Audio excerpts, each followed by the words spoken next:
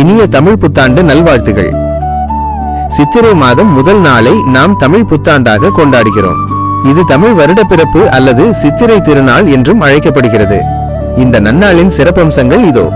அறுசுவை உணவு. வேப்பம்பூ பச்சடி புத்தாண்டின் மிக முக்கியமான அம்சம். அறுசுவை பச்சடி. இதில் இனிப்பு, கசப்பு, உவர்ப்பு, புளிப்பு, காரம் மற்றும் துவர்ப்பு ஆகிய 6 சுவைகளும் கலந்திருக்கும்.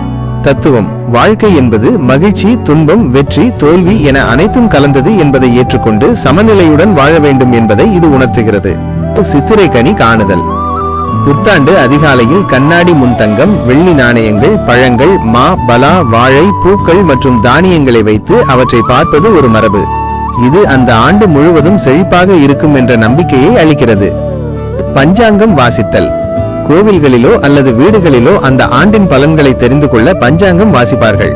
மழை பொழிவு, விளைச்சல் மற்றும் பொதுவான பலன்கள் இதில் கணிக்கப்படும். கொண்டாட்ட முறைகள். வாசலில் வண்ணமயமான கோலங்கள் இடுதல். புத்தாடை அணிந்து பெரியவர்களிடம் ஆசி பெறுதல்.